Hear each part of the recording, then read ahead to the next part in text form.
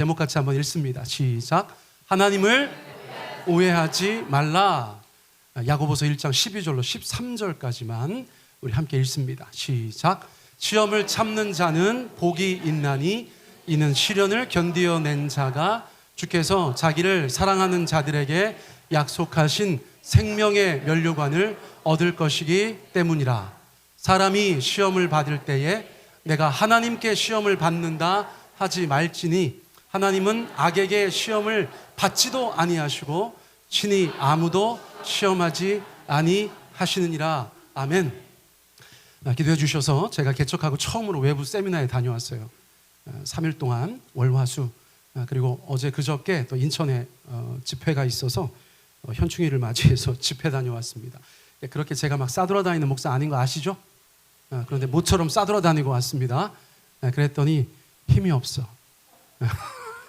1부 때 설교하는데 아무리 막 텐션을 올리려고 해도 잘 안 올라가더라고요. 여러분들의 애정어린 눈빛이 힘을 나게 하는 줄 믿습니다. 아멘.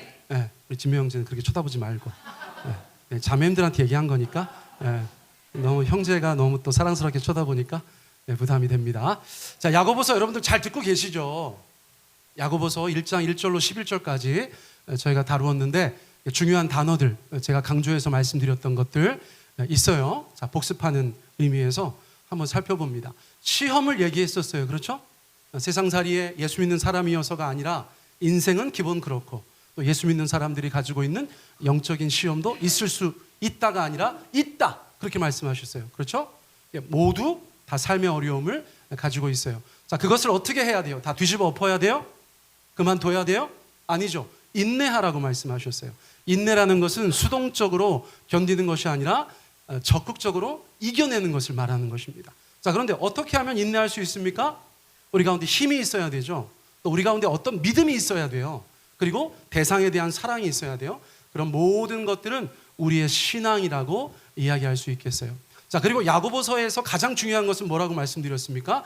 야고보서의 목표라고 할까요? 한마디로 뭐라고 말씀드렸어요? 성숙입니다. 성숙. 자, 신자의 성숙, 한 인간의 성숙을 주님께서는 온전함이라고 말씀하셨다. 그래서 우리가 다 온전해야 되는데 삶의 시험과 인내가 우리를 온전함으로 이끈다. 성령이 그렇게 말씀해 주셨어요. 자, 그런 시험 가운데 우리 가운데 꼭 필요한 것은 뭐라고 말씀드렸어요? 지혜. 저희 교회 가운데 임지혜 집사님이 있어서 감사하다. 그렇게 말씀드렸죠. 그런데 저 지혜는 남의 지혜고 우리의 지혜가 있어야 돼. 우리한테 지혜가 있어야 돼. 근데 하나님이 지혜 주신다고 했어요? 안 주신다고 하셨어요? 주신다고 하셨어. 다른 건 몰라도 너네가 삶의 시련을 이기기 위한 지혜는 내가 어떻게 준다고 말씀하셨어요? 후히 주신다. 후히 주신다는 것은 많이 주신다는 것이 아니라 뭐라고요? 뭐라고 하는 거야? 무조건적으로. 그렇지. 그렇게 혼자 자꾸 이렇게 하지 마요. 우리 최 집사님 성격이니까 정답을 얘기하는데 무조건적으로 무조건적으로 주신다고 말씀드렸어요. 그렇죠? 무조건적으로 주신다. 거리낌 없이 주신다. 또 꾸짖지 아니하고 주신다.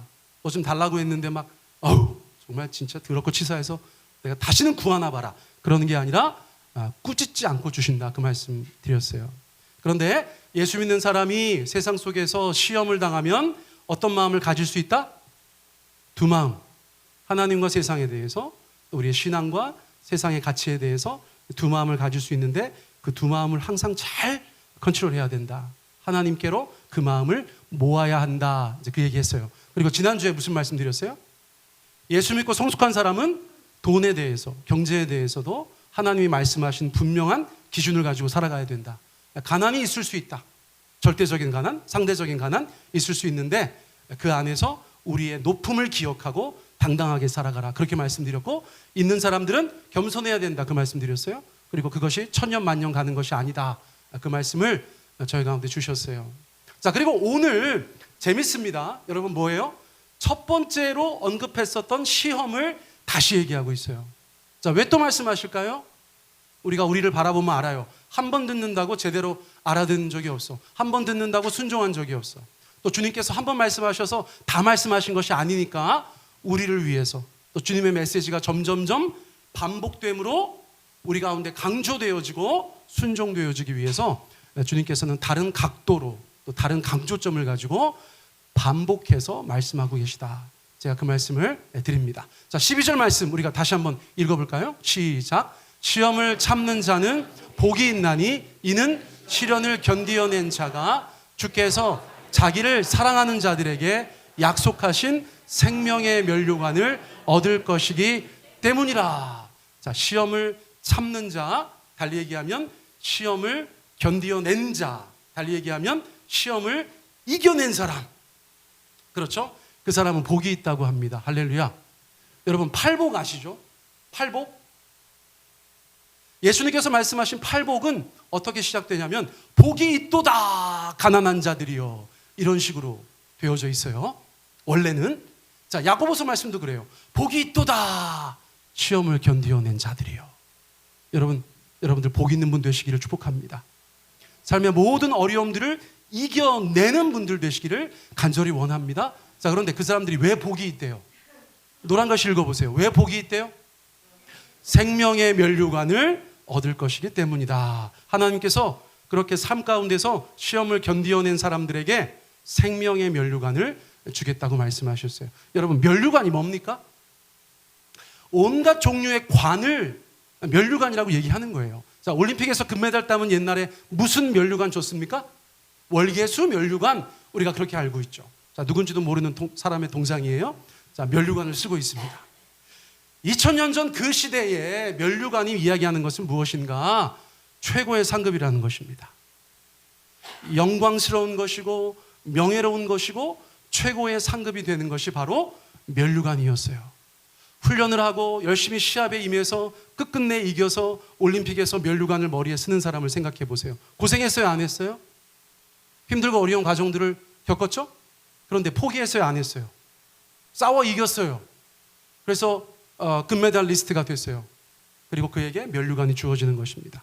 우리가 그 이미지를 생각하면 우리의 인생에 도움이 될 것 같아요. 여러분, 우리가 그 생명의 면류관을 위해서 우리의 인생 가운데 승리하여 나아갔으면 좋겠습니다. 그런데 여러분, 요한계시록 7교회 말씀드릴 때도 주님께서 말씀하셨어요. 죽도록 충성하라. 죽기까지 충성하라. 죽을 때까지 충성하라. 그 말씀의 상급은 뭡니까? 역시나 생명의 면류관이었어요. 그러니까 정확하게 구체적으로 무엇인지는 모르겠으나 하나님께서 성경을 통해서 한평생 믿음으로 승리한 사람들 가운데 주겠다고 약속하신 것에 대한 표현은 같은 것 같아요. 그게 무엇이에요? 생명의 면류관. 저 사람 쓰고 있는 면류관과 생명의 면류관이 다른 점이 있다면 무엇일까요? 저 사람 쓰고 있는 면류관은 며칠 못 갔어요. 그런데 생명의 면류관은 영원한 가치를 가지고 있는 것인 줄 믿습니다. 그래서 여러분, 다시 한번 이 말씀 볼까요? 시험을 참는 자는 복이 있습니다. 복이 있도다 시련을 견디어낸 너희여. 그에게 생명의 면류관을 주겠다고 말씀하셨어요.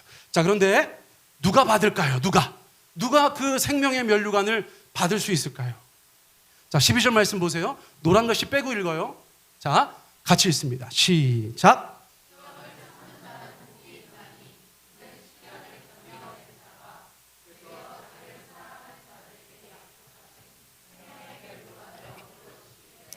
자, 시련을 견디어낸 자가 생명의 면류관을 받는데요.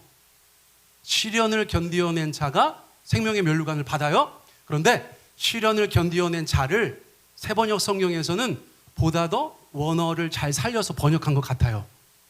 자, 세번역 성경에서는 뭐라고 번역했습니까? 노란 글씨 읽어보세요. 자, 시작. 그의 참됨이 입증되어서.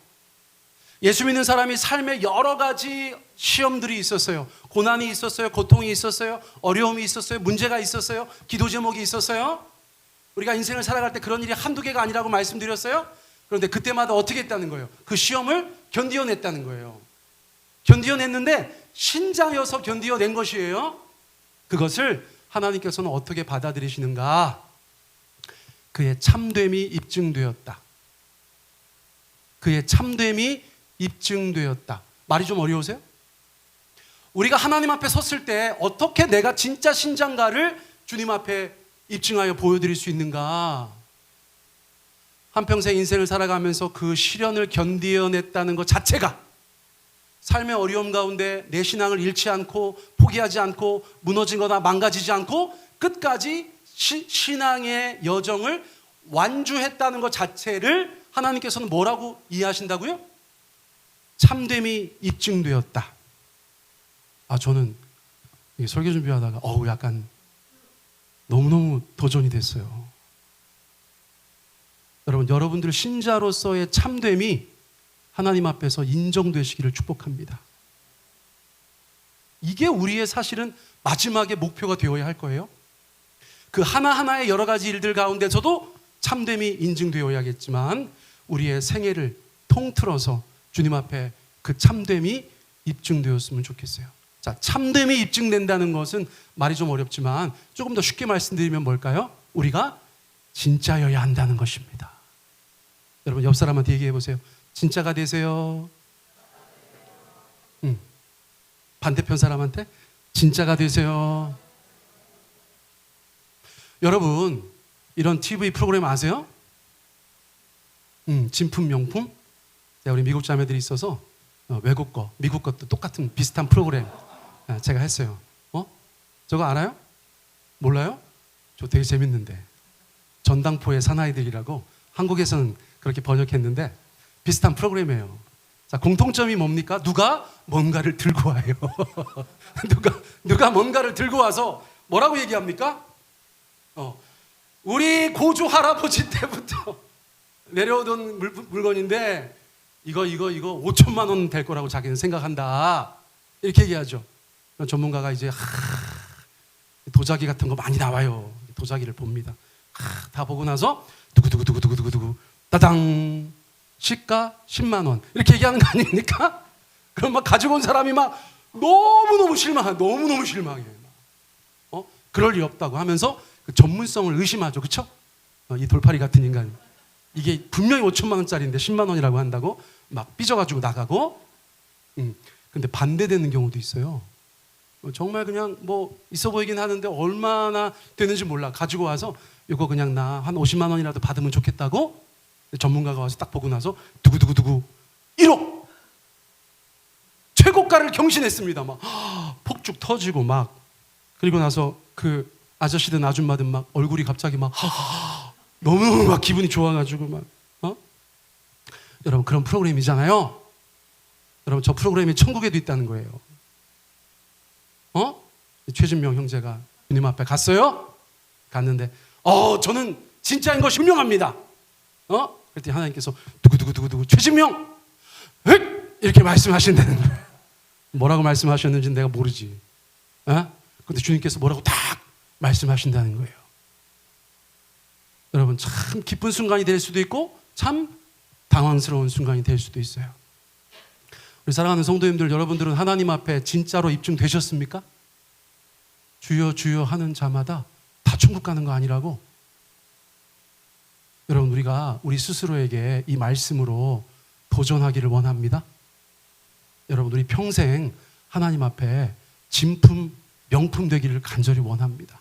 근데 어떻게 입증이 된다는 거예요? 좋을 땐 아무도 모른다는 거예요. 여러분 저희 교회 분위기 너무 좋죠? 요게 진짜 분위기가 좋은 건지 그냥 좋아서 좋은 건지는 언제 알 수 있어요?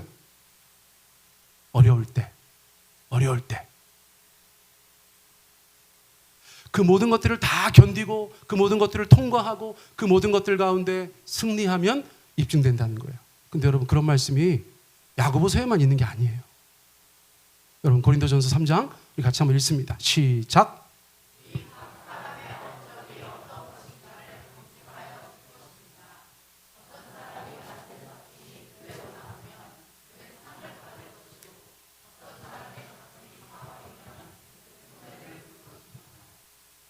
자, 우리가 하나님 앞에 어떤 작품을 가지고 나갔다는 거예요. 그게 내 사역이든지 나의 삶이든지 뭐 내 신앙이든지 뭘 가지고 나가요? 근데 하나님께서 쓰시는 도구는 뭐랍니까? 불이잖아요. 그렇죠? 저 불이 무슨 불인지 우리가 정확하게 모르겠지만 기본적으로 심판의 불이다. 이게 우리의 구원을 결정하는 불은 아닌데 우리가 가지고 있는 그 작품, 그 공력, 예전 번역으로 공력, 이것이 진짠가 가짠가를 보여주는 불. 근데 너무 재밌는 건 우리가 옛날에 시험 받으면 무슨 시험이라고 했어요? 김가동 아버님. 옛날에 시험 받으면 불시험. 아, 그렇죠. 불시험.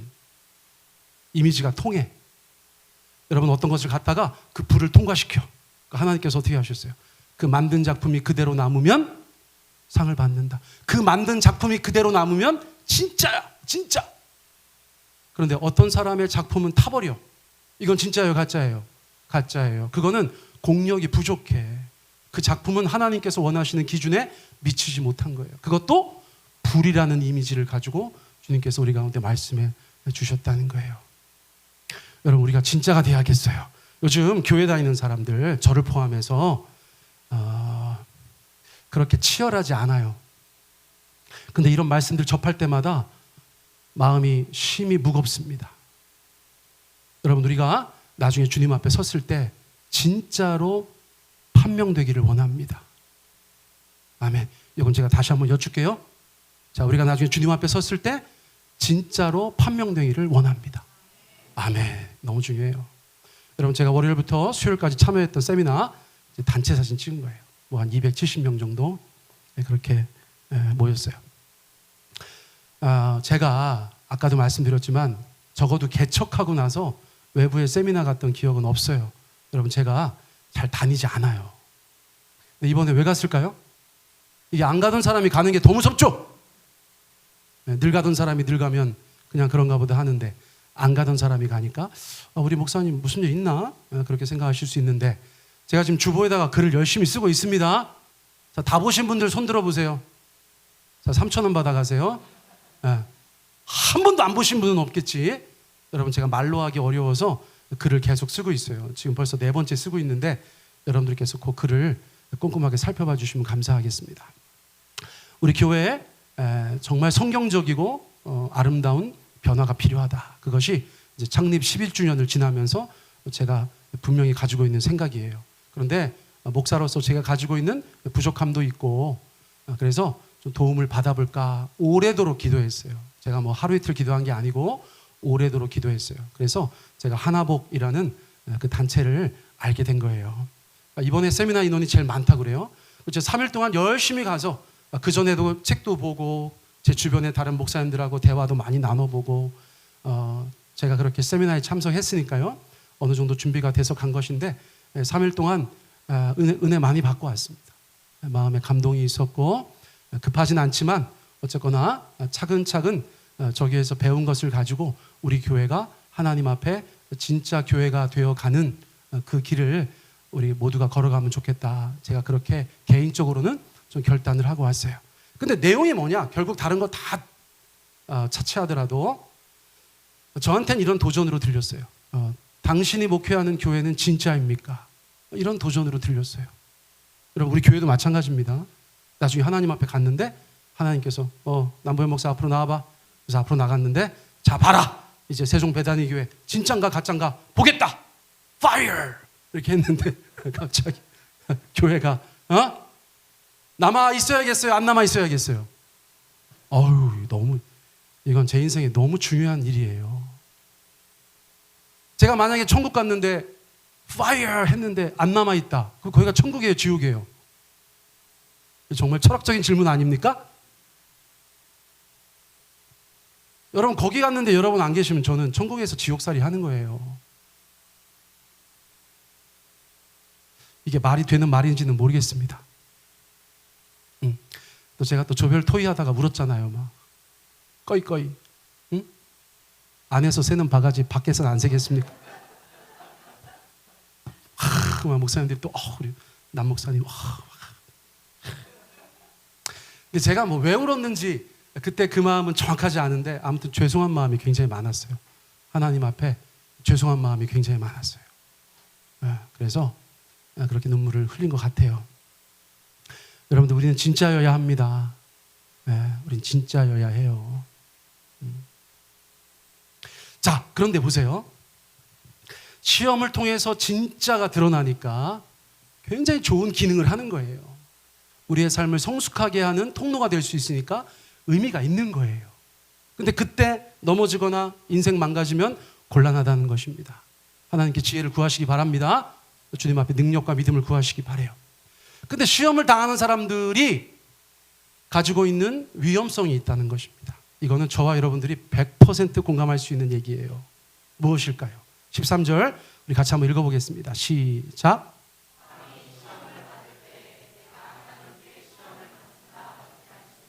하나님은 악에게 시험을 받지도 아니하고 친히 아무도 시험하지 아니하시느니라. 자, 이건 제가 막 단어를 쪼개서 얘기하지 않겠습니다. 의미상 이런 거라고 볼 수 있겠어요. 여러분 인생 살다가 어려운 일이 닥치셨어요. 그러면 이 일이 왜 나한테 생겼지? 혹시 내가 뭐 잘못한 거 있을까? 이렇게 하는 분 계세요? 계세요?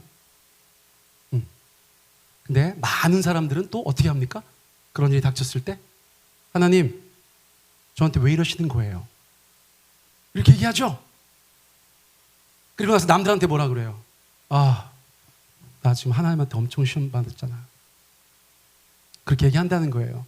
그 말도 중요하지만 그 마음이 중요한 거예요. 여러분 그 마음이 중요합니다. 그러니까 성경은 그런 사람들한테 두 가지를 이야기해 주고 있어요. 제가 번호를 매겼어요. 자, 1번은 뭡니까? 자, 시작. 하나님은 악에게 시험을 받지 않는다. 두 번째는 뭐예요? 하나님은 아무도 시험하지 아니하신다. 이 두 가지는 기억하실 필요가 있겠어요? 자, 첫째는 자 보세요. 의미상 하나님이 악에게 또는 마귀에게 시험을 받는다는 생각이 도대체 무슨 생각이에요? 에? 예수님 광야에서 시험 받은 거 이런 거 빼고 그건 특수한 거니까 내가 어려운 일이 닥치니까 이거 하나님 마귀한테 시험 당하신 거 아니야?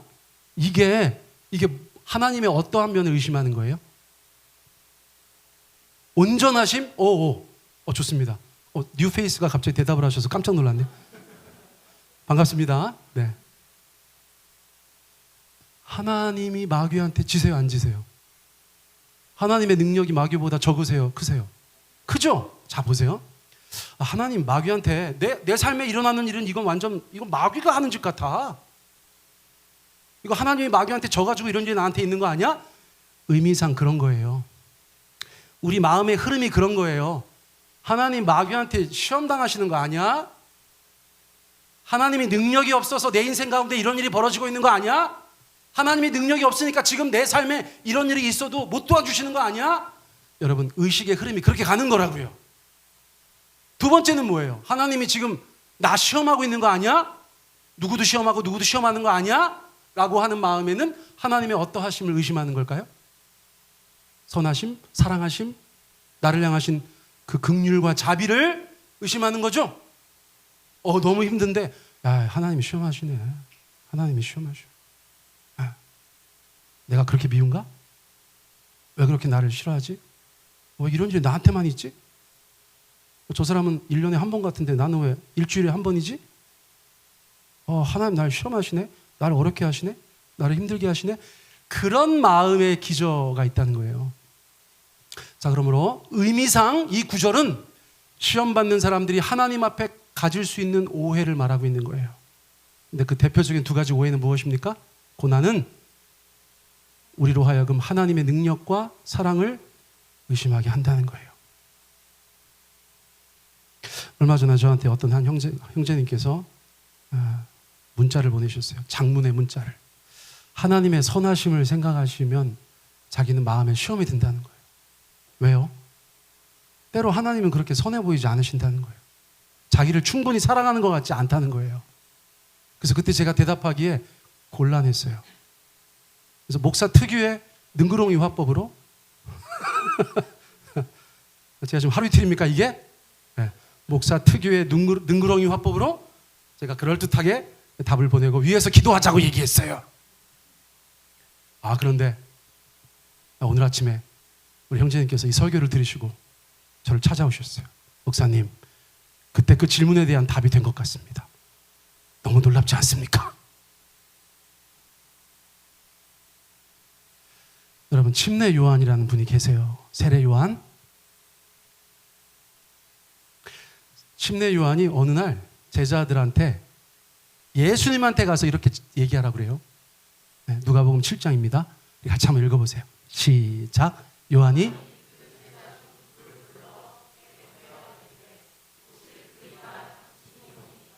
우리가 다른 일을 기다리오리까 하라 하매. 자, 이 질문 다시 한번 보세요. 여러분들 눈으로 보세요. 우리가 사람 말하는 거 보면 그 마음이 어떤 마음인지 대충 알 때가 있잖아요. 자, 침례 요한의 마음이 어떤 마음입니까?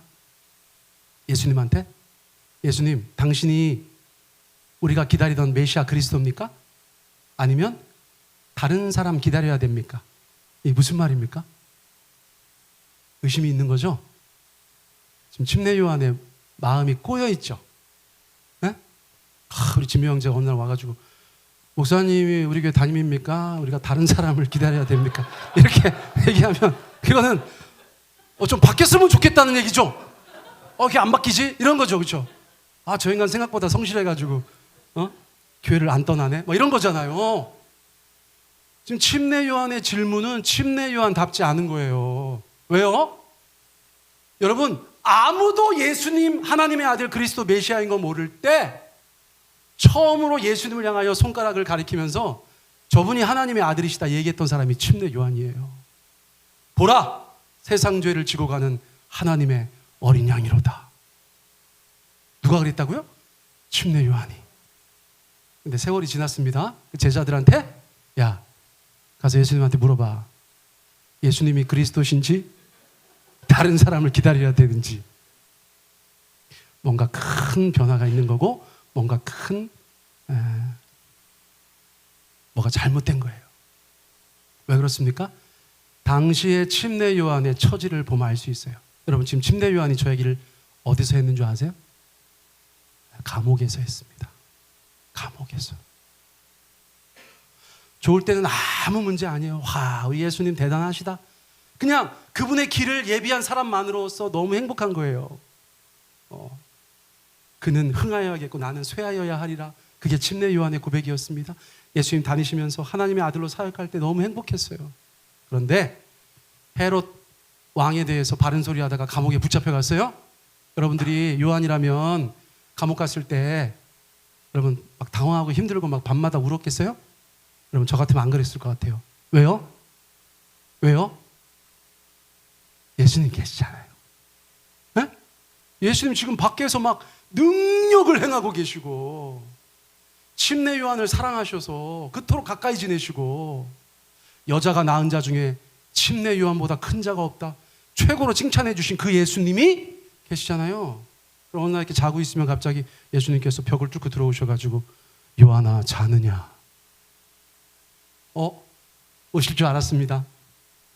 나를 따르라. 그럼 나올 때마다 옥문이 척컥 열리고 막 경비병들이 자고 있고, 그렇죠? 사도행전의 역사가 요한에게 나타나야 되는 거 아니에요? 침례 요한은 기대를 하고 있었을 것 같아. 나 같으면 하루가 지나도 소식이 없고 일주일이 지나도 소식이 없고 한 달이 지나도 소식이 없고 감감무소식이에요. 그때부터 어떤 생각이 듭니까? 예수님에 대한 생각이 달라지는 거예요. 첫째, 이 양반이 내가 생각했던 것보다 능력이 없나 보다. 둘째, 날 사랑하지 않으시는구나. 그래서 제자들을 보내신 거예요. 가서 물어보라고. 근데 아이러니하게도 그때 예수님 뭐 하고 계시는 줄 아세요? 또 온갖 병자들을 치유하고 계셨어요. 능력 있으세요? 없으세요? 있으시네요. 요한은 사랑하신 거예요? 안 사랑하신 거예요? 여러분, 예수님은 그의 사람들을 끝까지 사랑하시잖아요. 여러분, 예수님은 우리를 사랑하시되 끝까지 사랑하시잖아요. 그분의 능력과 우리를 향하신 그분의 사랑은 변함이 없어요. 근데 뭐가 문제야? 시험이 문제야. 삶의 고난과 어려움이 문제예요. 그것 때문에 우리의 마음이 흔들리는 거예요. 두 마음이 우리 가운데 생긴 거예요. 침례 요한이 두 마음이 생겼어요. 하나님의 아들인 것도 같고 아닌 것도 같고. 근데 여러분, 제가 여기 아버지들 한번 손 들어보세요. 아버지들. 제가 아빠입니다. 네. 감사합니다. 손 내려주세요. 저도 아버지예요. 자식이 셋입니다. 여러분, 제가 그 아이들이 저한테 요구하는 것을 해줄 수 있는 능력이 있어요. 어떤 사례에 대해서, 어떤 케이스에 대해서 이걸 해줄 수 있어요. 그리고 그 아이에 대한 저의 사랑은 변함이 없어요. 너무 사랑해요. 그런데 안 해줄 때 있어요, 없어요? 어떤 일에 대해서? 있죠? 여러분 지금 제가 막 여러분들 막 몰아가는 거예요? 자, 다시 한번 여쭙습니다. 부모님한테 여쭐게요. 그럼 부모님들, 아이가 저한테 뭘 원하는 게 있어요. 그런데 제가 능력도 있어요. 사랑해요. 그런데 안 해주는 거 있어요? 없어요? 있단 말이에요. 있단 말이에요. 이것도 제가 능구렁이 화법으로 하려고 하는 게 아니에요. 여러분 있단 말이에요. 인생이 그렇게 간단하지 않잖아요. 그렇죠? 우리가 바라볼 수 있는 근시안적인 세상이 있고 하나님이 바라보시는 아주 광활한 세상이 있잖아요. 그 광대하신 세상 속에 하나님께서 지금 우리를 바라보시면서 야, 그거 내가 할 수 있지. 네가 그렇게 원하는 거 내가 알고 내가 너를 사랑하지. 하지만 그건 지금 아니야. 라고 말씀하시는 것이 있단 말이에요. 예수님이 그 옥문을 못 부수세요? 예수님이 그 침례 요한을 탈출을 못 시키세요? 아니에요. 하나님의 뜻이 있어요. 예수님의 뜻이 있어요. 침례 요한의 경우에는, 그게 모든 사람들한테 다 적용되는 건 아니지만 침례 요한의 경우에는 그분은 순교자가 되셔야 되는 분이에요. 여러분, 그런데 예수님께서 이런 말씀을 하세요. 침례 요한에게 주신 단 하나의 답변이었어요. 다른 거 장황하게 얘기 안 하시고 저거 딱 가서 전하라고 하셨어요. 누가복음 7장 23절 우리 같이 한번 읽어봅니다. 시작.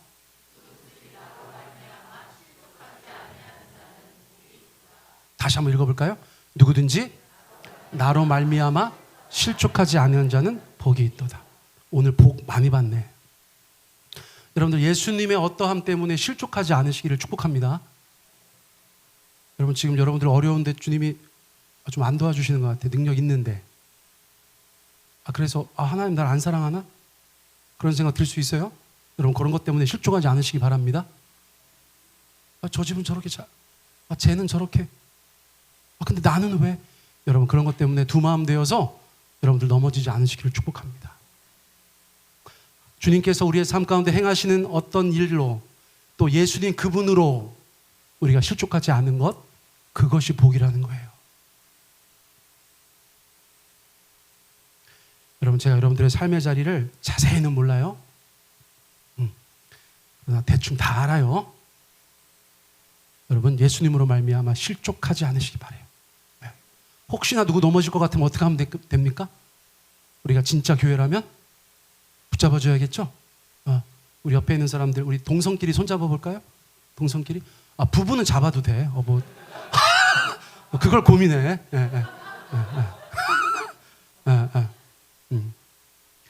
내가 당신과 함께 하겠습니다. 고백해 보겠습니다. 그리고 예수님 때문에 실족하지 마시기 바랍니다. 됐어요. 오케이. 손 놓으시기 바랍니다. 괜히 의도치 않게 진명 형제 좋은 일 했어. 여러분, 오늘 이제 두 가지 강조점이 있었다고 보여져요. 그렇죠? 원래 이제 눈치 빠른 분들은 아시겠지만 주보에 보시면 오늘 본문이 18절까지라고 돼 있어요.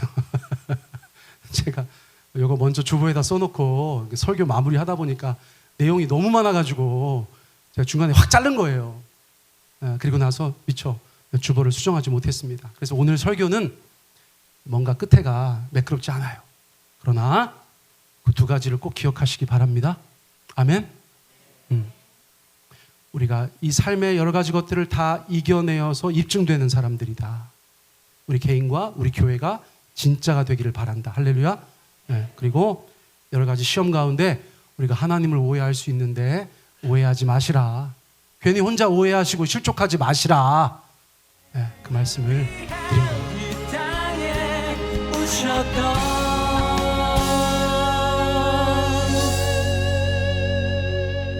사랑